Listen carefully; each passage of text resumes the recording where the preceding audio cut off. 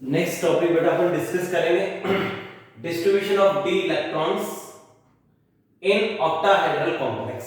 तो octahedral complex अपने पास होगा जिसके डी ऑर्बिटल के अंदर इलेक्ट्रॉनों का डिस्ट्रीब्यूशन कैसे होगा वो अपने को डिस्कस करना है, राइट। ऑक्टाहेड्रल कॉम्प्लेक्स जिसका कोऑर्डिनेशन नंबर 6 होता है उसके डी ऑर्बिटल्स में इलेक्ट्रॉन का जो डिस्ट्रीब्यूशन है, इलेक्ट्रॉनों का जो वितरण है वो कैसे होगा, ये टॉपिक अपने को आज डिस्कस करना है, राइट। तो उससे पहले कुछ छोटे छोटे टर्म्स हमने लिखे हुए हैं उनको समझ लेते हैं। पेयरिंग एनर्जी, इसको हम P से रिप्रेजेंट करेंगे। पेयरिंग एनर्जी किससे रिप्रेजेंट करेंगे बेटा? P से। A extra energy required for electron to form pair in same orbital. एक ही ऑर्बिटल के अंदर जब हम किसी दूसरे इलेक्ट्रॉन को पहले इलेक्ट्रॉन के साथ पेयर बनाने के लिए, जोड़ा बनाने के लिए उसके अंदर उसको रखते हैं या उसके अंदर उसको फिल करते हैं तो अपने को कुछ एनर्जी एक्स्ट्रा देनी पड़ती है। उस एनर्जी का नाम ही क्या है? पेयरिंग एनर्जी होता है, राइट। किसी एक ऑर्बिटल में एक इलेक्ट्रॉन पहले से हो और आप दूसरा इलेक्ट्रॉन उसी ऑर्बिटल में, सेम ऑर्बिटल में लेके आ रहे हो, यानी कि आप पेयर बना रहे हो, तो उस ड्यूरेशन में आपको एडिशनल एनर्जी की जरूरत पड़ेगी, एक्स्ट्रा एनर्जी की जरूरत पड़ेगी। उस रिक्वायर्ड एनर्जी को ही क्या बोला जाता है बेटा? पेयरिंग एनर्जी बोला जाता है। ये स्टेटमेंट क्लियर हो गया होगा मेरे हिसाब से आप लोगों का। वन बाय वन मैं सारे स्टेटमेंट क्लियर कर दूंगा। जैसे आपके पास ये मान लो दो ऑर्बिटल है, आप इसमें इलेक्ट्रॉन भरा, एक इसमें भरा। इसके बाद जब आप इसमें इलेक्ट्रॉन भरोगे तो यहाँ जब आप पेयर बनाने के लिए आओगे तो इस ड्यूरेशन में एक्स्ट्रा एनर्जी की जरूरत पड़ेगी। उसका ही नाम क्या है बेटा? Pairing energy. सर ये एक्स्ट्रा एनर्जी की जरूरत क्यों पड़ेगी? कॉमन सेंस की बात है भैया। जब आप इलेक्ट्रॉन को पेयर कराने के लिए लेके आओगे तो दोनों इलेक्ट्रॉन एक दूसरे को क्या करेंगे? रिपेल करते हैं। तो उस रिपल्शन को ओवरकम करने के लिए हमें एनर्जी लगानी पड़ती है। उस एनर्जी का नाम है pairing energy, right.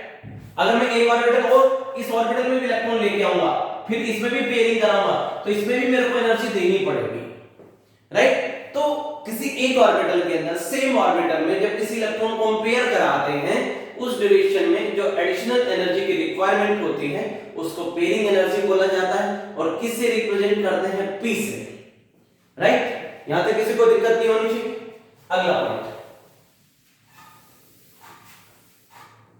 Crystal field splitting delta not. O for octahedral है, यहां इस O का मतलब क्या है? ऑक्टाहेड्रल। क्रिस्टल फील्ड स्प्लिटिंग, देखो, if electron goes to high energy state then required energy is known as crystal field splitting. क्या कहना चाहता है कि जब इलेक्ट्रॉन हाई एनर्जी की स्टेट में चला जाए, किस में चला जाएगा? हाई एनर्जी की स्टेट में चला जाता है, उस टाइम जो एनर्जी की रिक्वायरमेंट होती है उसी को क्या बोला जाता है? Crystal field splitting.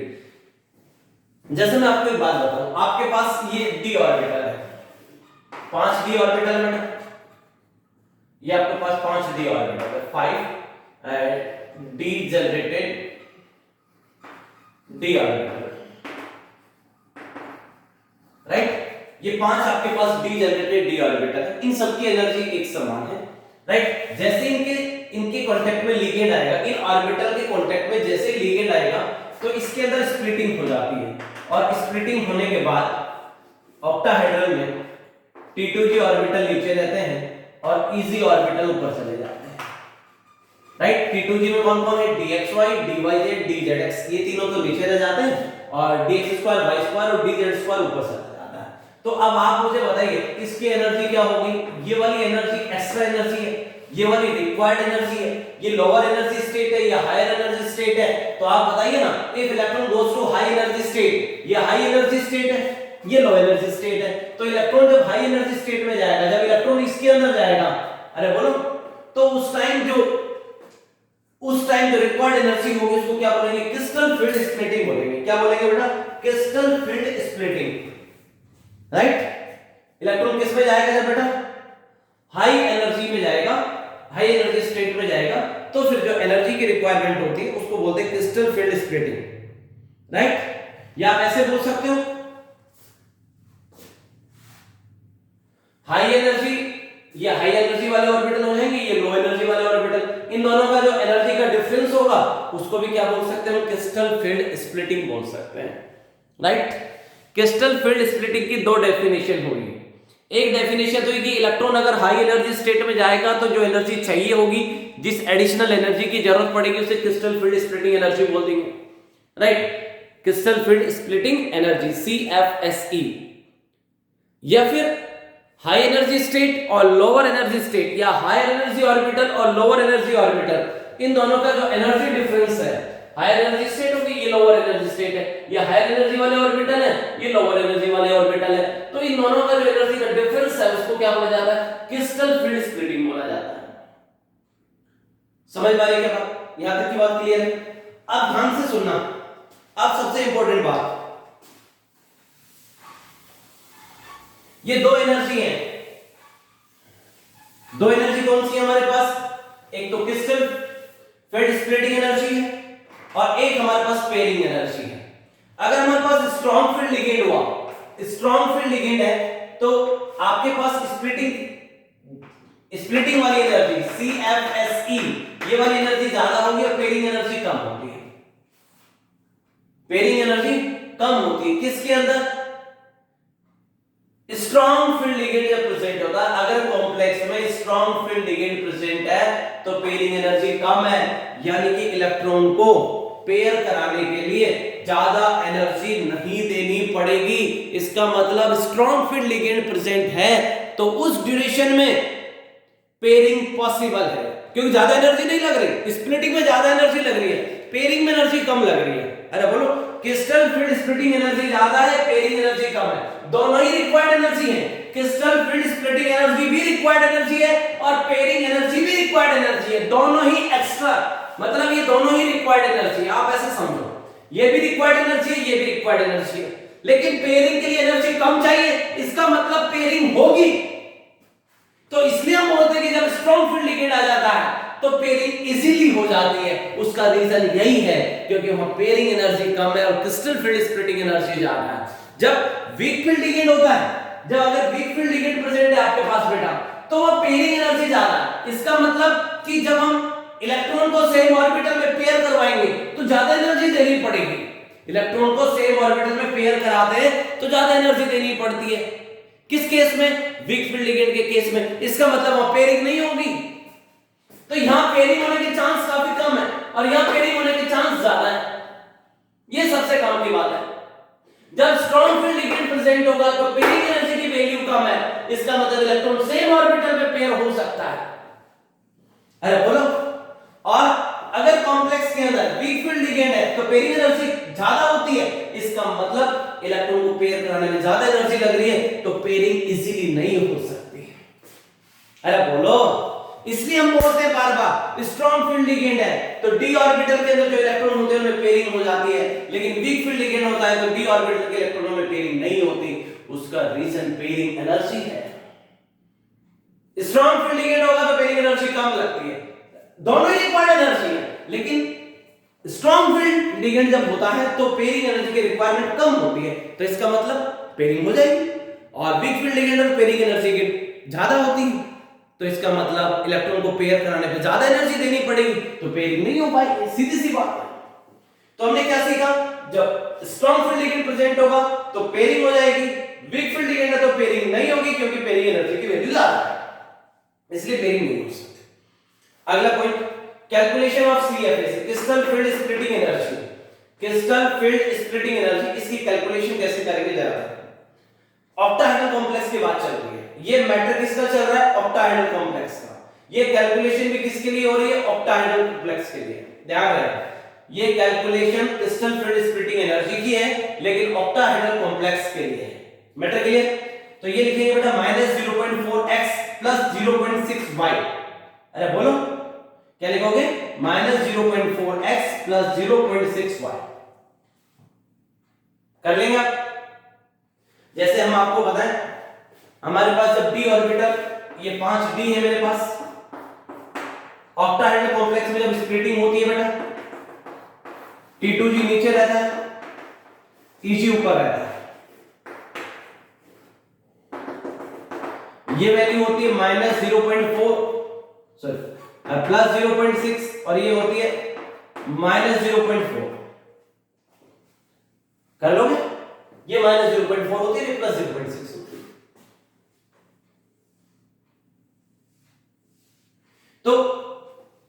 ये पर इलेक्ट्रॉन है, ये क्या है, पर इलेक्ट्रॉन एनर्जी है, ये भी क्या है, पर इलेक्ट्रॉन एनर्जी है।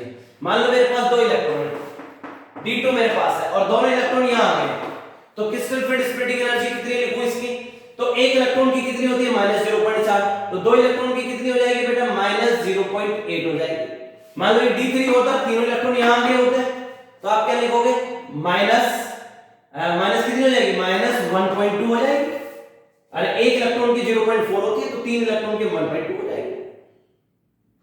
मान लो 4 होता मेरे पास, D4 होता, और तीन इनमें चले जाते, एक इसमें चला जाता, अरे बोलो, तो इन चार की कितनी हो जाती, एक, तीन इलेक्ट्रॉन इसमें है, तो ये तो हो जाएगी -1.2, और एक इलेक्ट्रॉन इसमें है, तो इसकी कितनी हो जाएगी, 0.6, तो डिफरेंस आ जाएगा -0.6।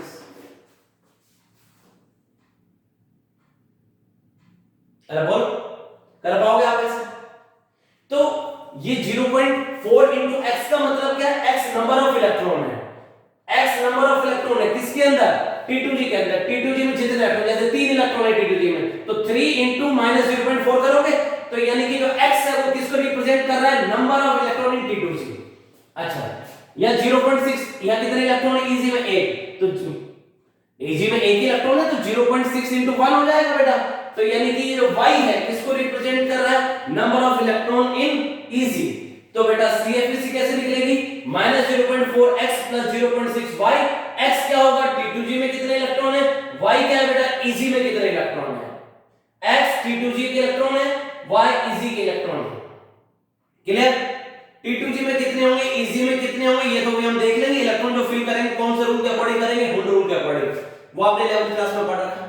इलेक्ट्रॉन की जो फिलिंग होगी किसके अकॉर्डिंग होगी, हुंड रूल के अकॉर्डिंग होगी, राइट। तो T2G में जितने, मान लो T2G में 4 इलेक्ट्रॉन हुए, तो यहां पर कर देंगे -0.4 इंटू 4, और मान लो Eg में 2 इलेक्ट्रॉन हुए, तो अपन कर देंगे 0.6 इंटू 2, और क्या कर लोगे इससे। अब आगे देखो, अगर CFEC की वैल्यू ज्यादा आती है, अगर CFEC की नेगेटिव वैल्यू जितनी ज्यादा होगी, कॉम्प्लेक्स की स्टेबिलिटी उतनी ही ज्यादा होती है। तो कॉम्प्लेक्स की स्टेबिलिटी देखने के लिए अपन को क्या देखना पड़ेगा, CFEC की वैल्यू देखनी पड़ेगी, CFSE crystal field splitting energy, right.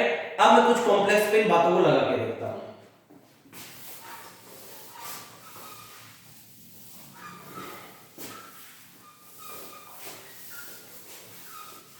कौन से कॉम्प्लेक्स की बात चल रही है, ऑक्टाहेड्रल कॉम्प्लेक्स, जहां पे कोऑर्डिनेशन नंबर कितना है बेटा, 6 है।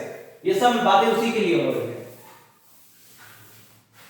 ध्यान रखना, स्ट्रॉन्ग फील्ड लिगेंड है तो पेयरिंग एनर्जी कम होती है, यानी कि पेयरिंग हो जाएगी इलेक्ट्रॉनों की सेम ऑर्बिटल में। वीक फील्ड में पेयरिंग एनर्जी ज्यादा होती है, इसका मतलब इलेक्ट्रॉन इजीली पेयर नहीं हो पाएंगे। क्लियर, आप एक टेबल बनाएंगे मेरे साथ साथ,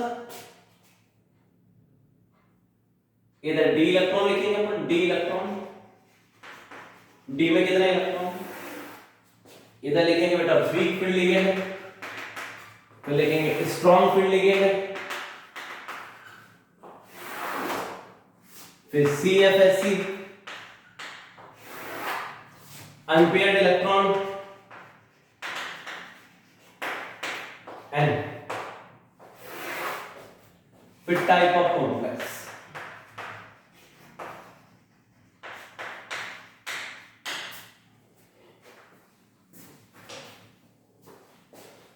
मान लो आपके पास D में एक इलेक्ट्रॉन हो, D1, D में एक इलेक्ट्रॉन है और वीक फील्ड लिगेंड प्रेजेंट है, तो आप बताओ T2G और Eg ऑक्टाहेड्रल को, जब हम ऑक्टाहेड्रल को बेटा ऑक्टाहेड्रल कॉम्प्लेक्स में T2G तो नीचे मिलेगा, अरे बोलो, और Eg ऊपर मिलेगा, राइट। अगर वीक फील्ड लिगेंड है, D में एक इलेक्ट्रॉन है, तो एक इलेक्ट्रॉन पहले किसमें जाएगा, T2G में, अरे बोलो, अरे T2G की एनर्जी कम होती है, Eg की एनर्जी ज्यादा होती है ऑक्टाहेड्रल के अंदर। ऑक्टाहेड्रल कॉम्प्लेक्स जिसमें कोऑर्डिनेशन नंबर 6 हो, तो CMA के d ऑर्बिटल के कांटेक्ट में जब लिगेंड आएगा, तो CMA के d ऑर्बिटल के अंदर स्प्लिटिंग होगी, T2G की एनर्जी कम होती है, Eg की एनर्जी ज्यादा होती है। ऑक्टाहेड्रल कॉम्प्लेक्स की बात हो रही है। तो बेटा आप बताओ D में एक ही इलेक्ट्रॉन है, तो पहले तो लोअर एनर्जी के ऑर्बिटल में जाएगा, इलेक्ट्रॉन पहले लोअर एनर्जी के ऑर्बिटल में जाता है, फिर हायर एनर्जी के ऑर्बिटल में जाता है। तो सबसे पहले किसमें जाएगा, T2G में। अरे बोलो, एक इलेक्ट्रॉन है T2G1 और Eg में कितना जाएगा बेटा, 0। अगर मान लो स्ट्रॉन्ग फील्ड होता तो भी क्या हो जाता, अरे स्ट्रॉन्ग फील्ड होता तो पेयरिंग हो जाती क्या, एक ही इलेक्ट्रॉन है D1, कुछ नहीं होता, सेम बनेगा, T2G में भी एक इलेक्ट्रॉन आएगा और Eg में 0 ही आएगा। स्ट्रॉन्ग फील्ड लगाओ चाहे वीक फील्ड लगाओ, क्या फर्क पड़ता है, जब एक इलेक्ट्रॉन है T2G में जाएगा, पहले लोअर एनर्जी में जाएगा फिर हायर एनर्जी में। अभी तो लोअर एनर्जी खाली पड़ी है, अरे लोअर एनर्जी वाले ऑर्बिटल खाली है, टेंशन का कोई मैटर ही नहीं है। क्रिस्टल फील्ड स्प्लिटिंग वाला T2G के अंदर एक इलेक्ट्रॉन है, जब T2G में एक इलेक्ट्रॉन होगा, इसमें भी T2G में एक इलेक्ट्रॉन है, उसमें भी T2G में एक इलेक्ट्रॉन है, राइट। और T2G में एक इलेक्ट्रॉन है, तो T2G की एनर्जी कैसे लिखते हो, माइनस CFEC कैसे निकालते हो, माइनस 0.4x प्लस 0.6y। अरे बोलो, x क्या है, number of electron in T2G में एक इलेक्ट्रॉन, x की वैल्यू 1 रख दोगे। y क्या है, number of electron in Eg में एक इलेक्ट्रॉन नहीं है, 0, तो ये हो जाएगा 0.4 into 1, तो आ जाएगी माइनस 0.4। अगर वीक फील्ड है तो भी यही आएगी और स्ट्रॉन्ग फील्ड है तो भी यही आएगी, क्या फर्क है। D2 तो D2 में एक इलेक्ट्रॉन T2G में चला गया, दूसरा अगले T2G में चला गया, सर दोनों इसी में कर देते, नहीं, इलेक्ट्रॉन की पेयरिंग तब तक नहीं होगी जब तक सब में एक एक इलेक्ट्रॉन नहीं चल जाए। सेम एनर्जी वाले ऑर्बिटल में जब तक एक एक इलेक्ट्रॉन नहीं चला जाएगा तब तक पेयरिंग नहीं होगी। पेयरिंग कब होती है, जब सेम एनर्जी वाले ऑर्बिटल सिंगली ऑक्यूपाइड हो जाते हैं, सब में एक एक इलेक्ट्रॉन चला जाए। तो अभी तो ऐसा हुआ नहीं, तो पहले दोनों में एक एक जाएगा, उससे पहले पेयरिंग हो ही नहीं सकती, तो ये हो जाएगा T2G2, Eg में 0। अब स्ट्रॉन्ग फील्ड होता चाहे वीक फील्ड, यही सीन बनेगा, सर स्ट्रॉन्ग फील्ड में पेयरिंग हो जाती है। अरे लेकिन पेयरिंग भी तब होती है जब पहले सब में एक एक चला जाए, तो बोलो इसमें भी क्या आएगा, T2G2 Eg 0। T2G में कितने इलेक्ट्रॉन, 2, तो माइनस 0.4 into 2, तो ये जाएगा माइनस 0.8 और 0.6 into y, y मतलब Eg में इलेक्ट्रॉन, Eg में इलेक्ट्रॉन कितना, 0, तो ये आ जाएगा माइनस 0.8 माइनस 0.8 माइनस 0.8, राइट। अच्छा अनपेयर्ड इलेक्ट्रॉन कितना आएगा, 1। अरे जब T2G 1 था तो एक, जब D1 था तो एक था, D2 था तो 2, दोनों अनपेयर्ड है, इसमें अनपेयर्ड इलेक्ट्रॉन 2 आ जाएंगे, ऊपर वाले में क्या आएगा। D3 का केस बताओ, D3 1 2 3, पहले तीनों में एक जाएगा, नहीं तो मैं तो पेयरिंग करूंगा, करा सकते हैं क्या हम पेयरिंग, नहीं करा सकते। जब तक सेम एनर्जी के ऑर्बिटल सिंगली ऑक्यूपाइड नहीं हो जाएंगे आप पेयरिंग नहीं करा सकते, राइट। तो पहले सब में एक एक इलेक्ट्रॉन शिफ्ट करेंगे अपन, तो ये बनेगा बेटा T2G3 Eg 0, right, T2G3 Eg 0। अच्छा स्ट्रॉन्ग फील्ड लगा दूं तो भी क्या फर्क पड़ता है, वीक फील्ड लगा दूं तो भी कोई फर्क नहीं पड़ता, 3 इलेक्ट्रॉन है, पहले 3 एक एक तो जाएंगे, ये तो मिनिमम है भाई। अरे 3 है तो भाई तीनों में एक एक ही जाएगा, तू स्ट्रॉन्ग लगा ले चाहे तू वीक लिगेंड लगा ले, कोई फर्क नहीं पड़ता। आंसर ये भी आएगा T2G3 Eg 0, राइट।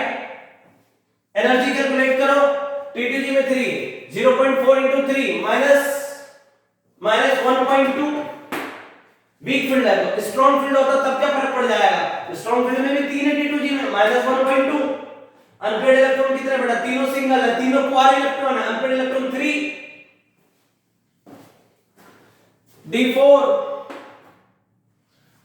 D4 अब ध्यान से देखना, वीक फील्ड लिगेंड है तो वीक फील्ड में पेयरिंग एनर्जी क्या होती है, वीक फील्ड के केस में पेयरिंग एनर्जी ज्यादा होती है, वीक फील्ड के केस में पेयरिंग एनर्जी ज्यादा होती है, इसलिए पेयरिंग नहीं हो पाएगी, पेयरिंग नहीं होगी बेटा। 1 2 3 चौथा इलेक्ट्रॉन इसमें नहीं जाएगा, first second third fourth, wrong, first second third और ये फोर्थ कंडीशन की बात कर रहे वीक फील्ड लिगेंड की, तो बेटा T2G3 Eg1, राइट। और सर अगर स्ट्रॉन्ग फील्ड होता तो वैसा पेयरिंग एनर्जी कम होती है, स्ट्रॉन्ग फील्ड लिगेंड के केस में पेयरिंग एनर्जी कम होती है, तो पेयरिंग हो जाएगी, तो फिर क्या बनता 1 2 3 और ये 4, तो आंसर आता T2G4 इज 0।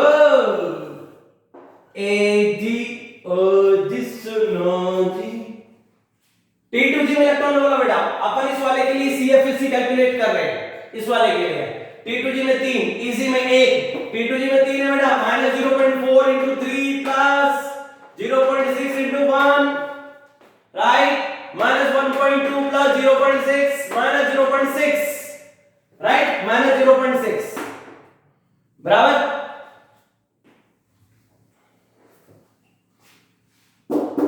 अब स्ट्रॉन्ग फील्ड के लिए कैलकुलेट करो, T2G में कितने हैं 4, इजी में कितना 0, तो ये कितनी आ जाएगी इजी के लिए, इस वाले के लिए स्ट्रॉन्ग फील्ड में क्या आएगी बेटा -0.4 into 4 plus 0.6, इजी में 0, तो आ जाएगा -1.6। अरे बोलो कितनी आ जाएगी -1.6। अनपेड इलेक्ट्रॉन बोलो, देखो 4 करने थे, 1 2 3 4, कब, जब वीक फील्ड लिगेंड हो, वीक फील्ड लिगेंड है तो पेयरिंग नहीं होती, 1 2 3 4, चारों के चारों अनपेयर्ड रहेंगे। अरे बोलो चारों के चारों सिंगल रहेंगे। अच्छा स्ट्रॉन्ग फील्ड हुआ तो 1 2 3, चौथा इसमें जाएगा, तो अनपेयर्ड इलेक्ट्रॉन कितने आएंगे बेटा 2, कर लोगे? अरे बोलो, चलो भाई अब अगला केस देखो, D5 का केस देखते हैं, इसको रफ कर देता हूं ना, T2G और D5 5 इलेक्ट्रॉन भर रहे हैं बेटा, वीक फील्ड लिगेंड है तो 1 2 3 4 5, पेयरिंग नहीं होगी, 1 2 3 4 5, अनपेयर्ड इलेक्ट्रॉन हो गए 5। अरे बोलो, और पांचों इलेक्ट्रॉन में से 3 तो T2G में जाएंगे, T2G3, और इजी में कितने जाएंगे 2। अरे बोलो कर लोगे? और अगर ये स्ट्रॉन्ग फील्ड लिगेंड होता है 5 कर रहे हैं तो 1 2 3, इनको हटाओ, स्ट्रॉन्ग फील्ड है 1 2 3, तो 4 और 5, तो T2G5 हो जाता और इजी 0 हो जाता। इजी में तो कुछ ही नहीं है, इसकी स्प्लिटिंग एनर्जी बताओ।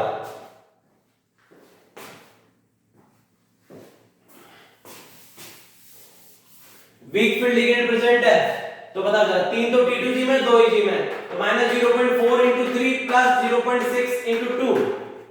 अरे बोलो T2G में कितने 3, तो 0.4 into 3 -0.6 into 2, तो आ जाएगा -1.2, ये कितना आ जाएगा +1.2, कितना आ जाएगा बेटा 0, कितना आ जाएगा बेटा 0, तो 0 लिख देंगे। अब इस वाले में बताओ, T2G में कितने हैं 5, EG में कितने हैं 0, तो T2G में 5, तो ये जाएगा -0.4 into 5 plus 0.6, EG में कितना है बेटा 0, तो ये जाएगा -2.0, -2.0 बेटा। D6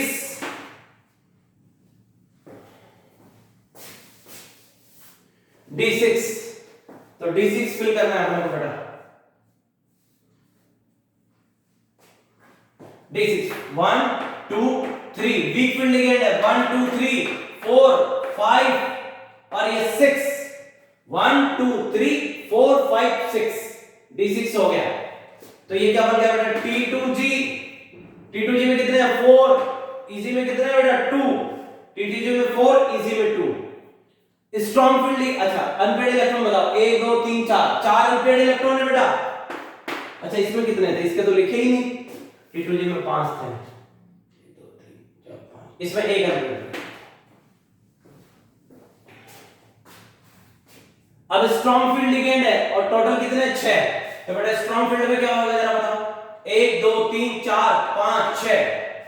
अरे बोलो अगर स्ट्रॉन्ग फील्ड है तो पेयरिंग हो जाएगी ना, T2G6 EG 0, right, unpaired electron 0।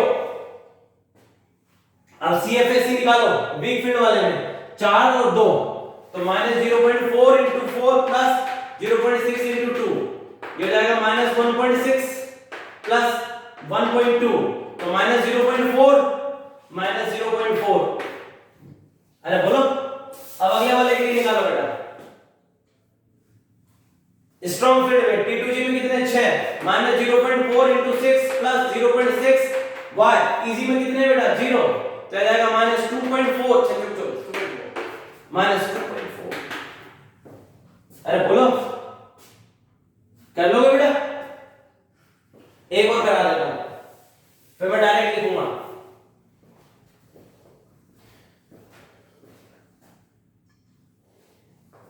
D6 हो गया ना, D7 भी कर देते हैं। D7 फिल करना है, वीक फील्ड है, तो 1 2 3 4 5 6 7, 1 2 3 4 5 6 7, राइट। तो बेटा T2G में कितना हुआ, T2G 4 to 4 1 2 to 4 1 5 5, इजी में बेटा 2, ये तो जाएंगे 5 और ये हो गए 2, ठीक है। अनपेड इलेक्ट्रॉन कितने, 1 2 3, 3 अनपेड इलेक्ट्रॉन है बेटा। अब हम बात करते हैं स्ट्रॉन्ग फील्ड लिगेंड होता, तो स्ट्रॉन्ग फील्ड होता तो कैसे फिल करते बेटा, कितने फिल करने, 7, 1 2 3 4 5 6 और ये 1 7, 1 2 3 4 5 6, स्ट्रॉन्ग है तो पेयरिंग हो जाएगी 6 और 1 7, राइट। तो अपने पास T2G में कितने आ जाएंगे बेटा, T2G में 6 और इजी में क्या आ जाएगा 1। अब T2G में एनर्जी कैलकुलेट करो, वीक फील्ड के लिए निकालो पहले, तो 5 और 2 तो हो जाएगा 0.4 into 5 plus 0.6 into 2 minus 2.0 plus minus 1.2, तो ये माइनस 0.8। और देख, अब इस वाले में निकालो, T2G 6 तो माइनस 0.4 into 6 प्लस 0.6, इजी में कितना बेटा 8 into 1, तो minus 2.4 plus 0.6 minus 1.8।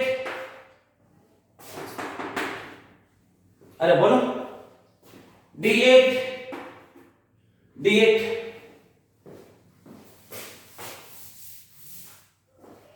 D8 fill करना है बेटा।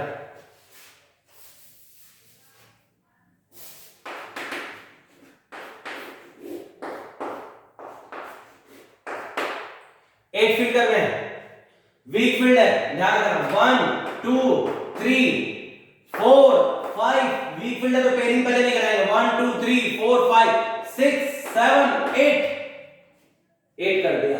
तो T2G में कितना आ गया बेटा, T2G में आ गया 6, EG में आया बेटा 2, अनपेड इलेक्ट्रॉन कितना है 2,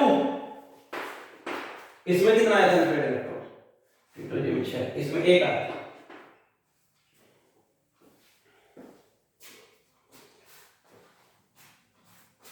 अब अगर ये स्ट्रॉन्ग फील्ड होता तो क्या करते बेटा, स्ट्रॉन्ग फील्ड होता तो 8 कैसे फिल करते, जरा देखो।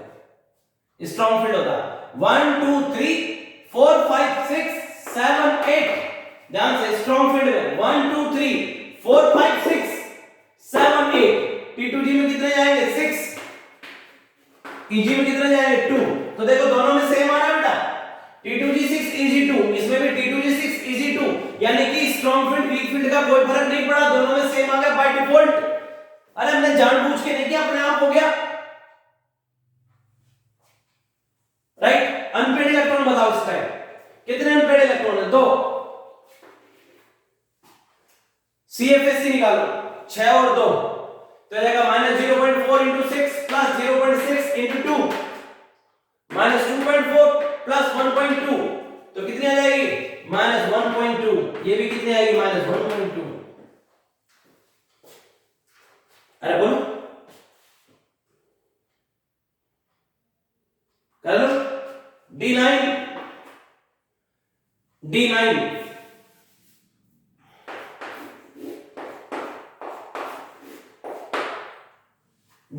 वीक फील्ड लिगेंड है, ध्यान से 1 2 3 4 5 6 7 8 9, T2G में कितने गए बेटा 6, T2G 6 EG 3, right. Unpaired electron 1,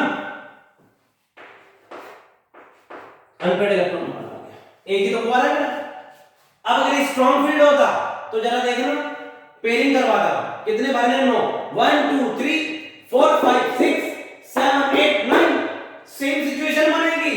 अरे वाह, T2G6 EG3, तो देखो D9 में भी कोई फर्क नहीं पड़ रहा, D8 में जो वीक फील्ड में वही स्ट्रॉन्ग फील्ड में, D9 में जो वीक फील्ड में वही स्ट्रॉन्ग फील्ड बाय डिफॉल्ट है, जानबूझ के कुछ नहीं कर रहा हूं मैं, नथिंग, अपने आप हो रहा है भाई, काहे को टेंशन पालने का, अपना कंसेप्ट सही लगाने का, आंसर सही आएगा, राइट।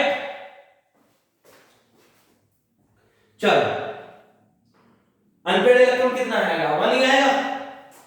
चलो बहुत खूब बहुत खूब, बात सही कर रहे हो बेटा, तुम लोग सही समझ पा रहे हो अच्छे से। T2G में कितना है बेटा 6, EG में कितना है 3, minus 0.4 into 6 plus 0.6 into 3 minus 2.4 plus 1.8, तो आ जाएगा बेटा 8 6 माइनस 0.6, इसकी भी कितनी आएगी माइनस 0.6, अरे बोलो लास्ट आ जाएगा ये 0.6 इसकी है ना, माइनस 0.6 इसकी है माइनस 1.2, ये थोड़ा ऊपर नीचे था, थोड़ा सही से करके लिख दिया, लास्ट आ जाइए D10,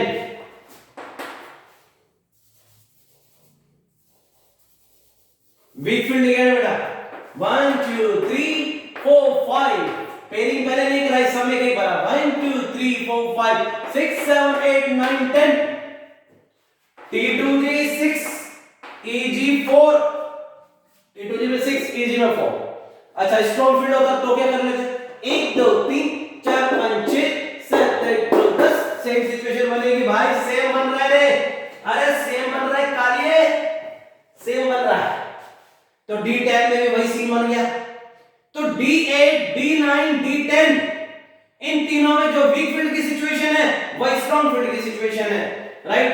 और अनपेड इलेक्ट्रॉन दोनों में 0 0, सी से सी निकालोगे तो ये आ जाएगा minus 0.4 into 6 plus 0.6 into 4, T2G में 6 है, EG में 4 है बेटा, माइनस ये आ जाएगा 2.4 प्लस 2.4, नील बटा सन्नाटा, नील बटा सन्नाटा, 0 0 बेटा। तो हमने CFSE कैलकुलेट कर ली सबके लिए, क्लियर।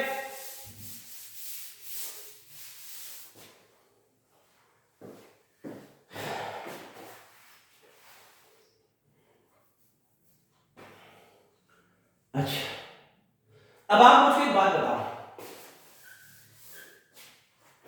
D1 D2 D3 इन तीनों केस को देखो आराम से, जो वीक फील्ड लिगेंड प्रेजेंट हो चाहे स्ट्रॉन्ग फील्ड हो, T2G1 EG0, T2G1 EG0, T2G2 EG0, T2G2 EG0, T2G3 EG3 EG0, T2G3 EG0, ये D1 D2 D3 के लिए जो वीक फील्ड की सिचुएशन है वही स्ट्रॉन्ग फील्ड की सिचुएशन है, जो वीक फील्ड की CFSE है वही स्ट्रॉन्ग फील्ड की CFSE है। अरे D1 D2 D3 तक वीक फील्ड स्ट्रॉन्ग फील्ड दोनों में क्रिस्टल फील्ड स्प्लिटिंग एनर्जी क्या आ रही है, सेम आ रही है, देखो 0.4 0.8 0.8 1.2 1.2, कोई फर्क नहीं पड़ रहा। अरे बोलो अनपेड इलेक्ट्रॉन इसमें भी 1 इसमें भी 1 इसमें भी 2 इसमें भी 2 इसमें भी 3 इसमें भी 3, कोई फर्क नहीं पड़ रहा। जितने अनपेड इलेक्ट्रॉन वीक फील्ड में है उतने स्ट्रॉन्ग फील्ड के साथ है, जितने वीक फील्ड के साथ है उतने स्ट्रॉन्ग के साथ है, जितने वीक फील्ड में उतने स्ट्रॉन्ग फील्ड में। तो बताओ यहां हाई स्पिन कॉम्प्लेक्स बनेगा लो स्पिन कॉम्प्लेक्स, कुछ नहीं कहेंगे, नो कमेंट। अरे कॉम्प्लेक्स दो प्रकार के होते हैं ना, हाई स्पिन कॉम्प्लेक्स होते हैं और लो स्पिन कॉम्प्लेक्स होते हैं, राइट। तो हम कोई स्टेटमेंट नहीं देंगे, no statement, no comment. D4 D5 D6 D7, D4 से लेकर के D7, D4 से D7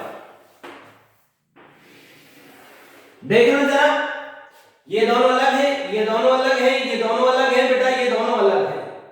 तो D4 से D7 तक वीक फील्ड के टाइम डिस्ट्रीब्यूशन अलग है और स्ट्रॉन्ग फील्ड लिगेंड के टाइम डिस्ट्रीब्यूशन अलग है। तो D4 D5 D6 D7 जब सेंट्रल मेटल एटम के d ऑर्बिटल में, सेंट्रल मेटल एटम के d ऑर्बिटल में D4 D5 D6 D7 वाली सिचुएशन बनेगी, उस टाइम वीक फील्ड में इलेक्ट्रॉनिक कॉन्फ़िगरेशन अलग रहेगा, स्ट्रॉन्ग फील्ड में अलग रहेगा। या अपन बोले कि वीक फील्ड में इलेक्ट्रॉनों का डिस्ट्रीब्यूशन अलग होगा, स्ट्रॉन्ग फील्ड में इलेक्ट्रॉनों का डिस्ट्रीब्यूशन अलग होगा।